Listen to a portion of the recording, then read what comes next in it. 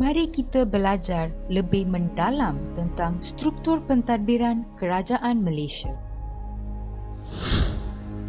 Topik ini mengandungi beberapa subtopik, iaitu jenis-jenis kerajaan, kerajaan persekutuan, yang di-Pertuan Agong, kabinet, kerajaan negeri dan juga jenis-jenis mahkamah.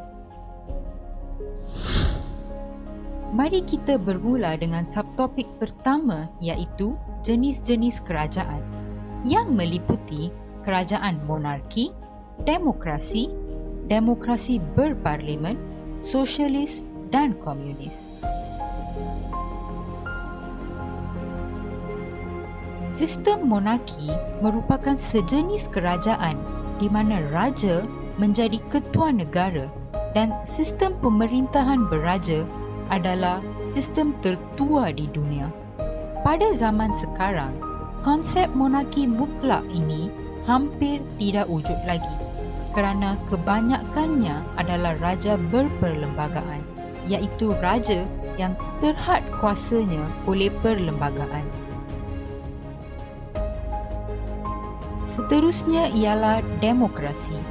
Demokrasi ialah suatu bentuk kerajaan di mana kuasa menggubal undang-undang dan struktur kerajaan adalah ditentukan oleh rakyat.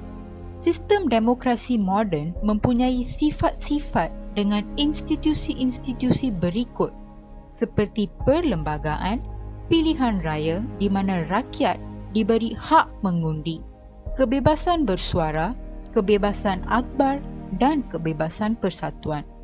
Di samping itu, dalam sistem monarki, semua orang dalam masyarakat menikmati hak yang sama dari segi undang-undang.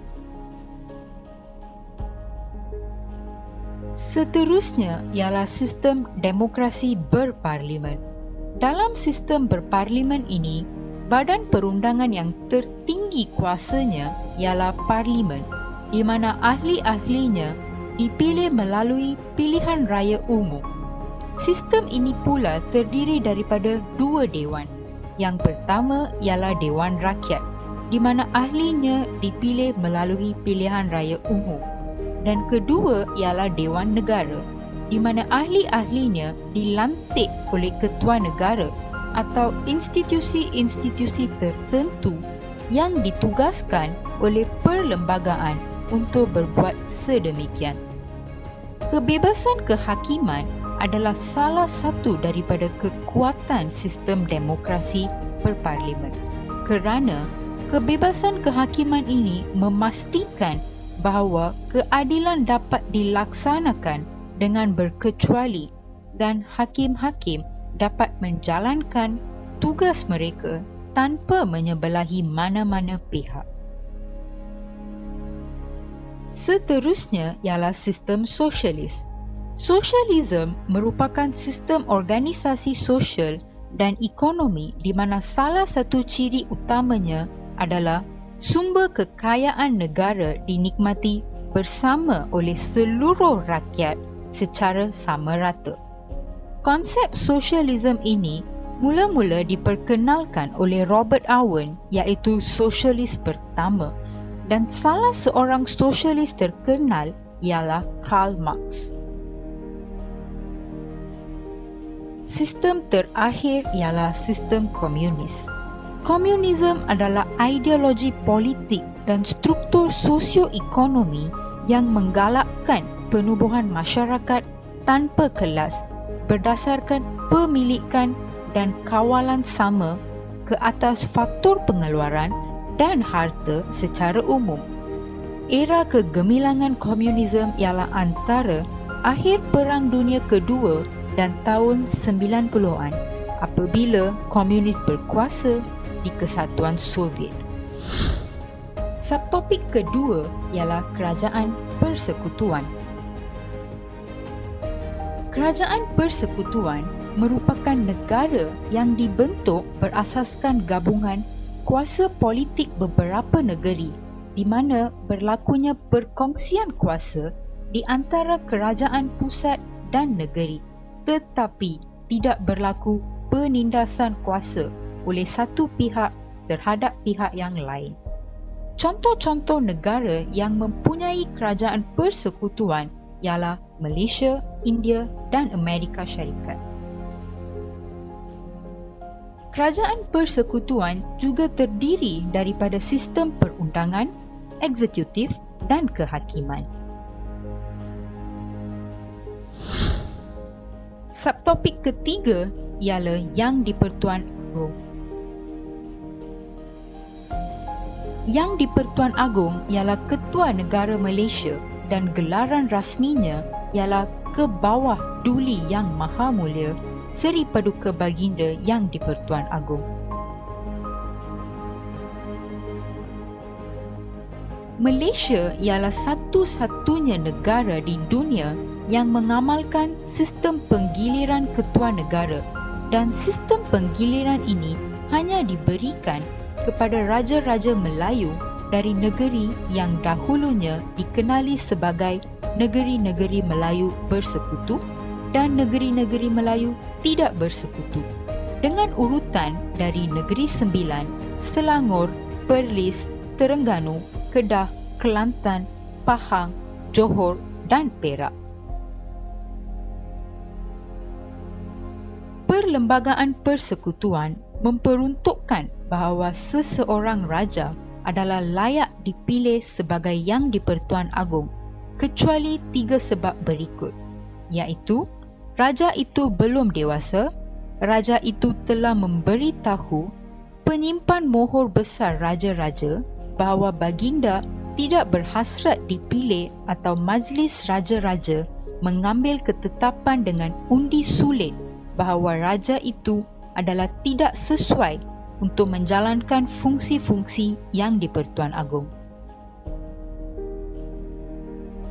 Pemilihan Yang di-Pertuan Agong akan berlaku apabila terdapat kekosongan jawatan, di mana penyimpan mohor besar raja-raja menyembah syarat kepada setiap raja bagi memohon sama ada berhasrat dicalonkan, dan pemilihan ini dibuat secara undi sulit dan kertas undi yang digunakan tidak bernombor serta ditandakan dengan pen dan dakwat yang sama.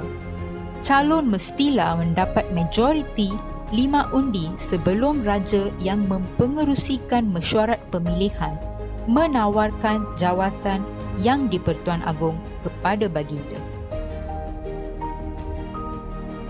Baginda sebagai ketua negara diberi kuasa untuk memelihara kedudukan istimewa orang Melayu dan Bumiputera, dan juga merupakan pemerintah tertinggi Angkatan Tentera Negara.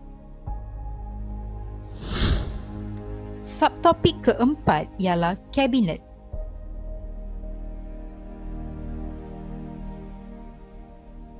Kabinet Malaysia atau Jemaah Menteri ialah sebuah badan eksekutif Kerajaan Malaysia yang diketuai oleh Perdana Menteri.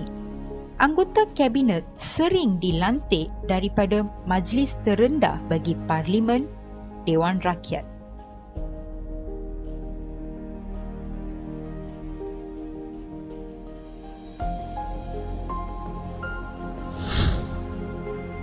Subtopik kelima ialah Kerajaan Negeri.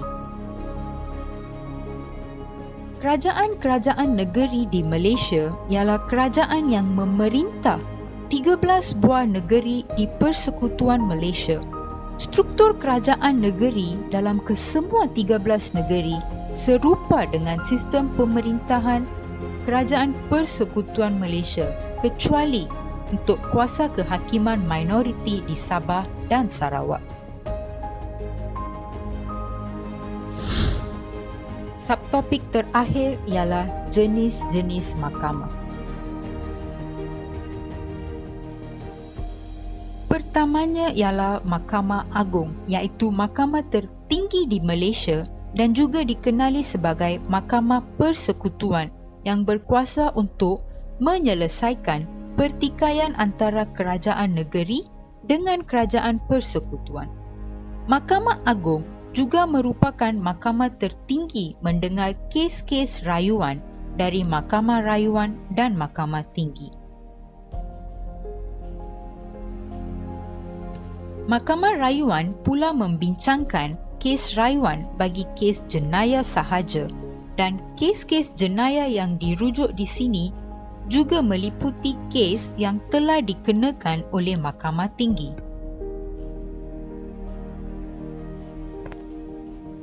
Mahkamah Tinggi mempunyai kuasa membicarakan apa sahaja kesalahan yang dilakukan oleh warga negara asing yang berada di Malaysia dan memberikan nasihat kepada Mahkamah Rendah mengenai tata cara dan prosiding di mahkamah serta soal-soal mengenai perlembagaan.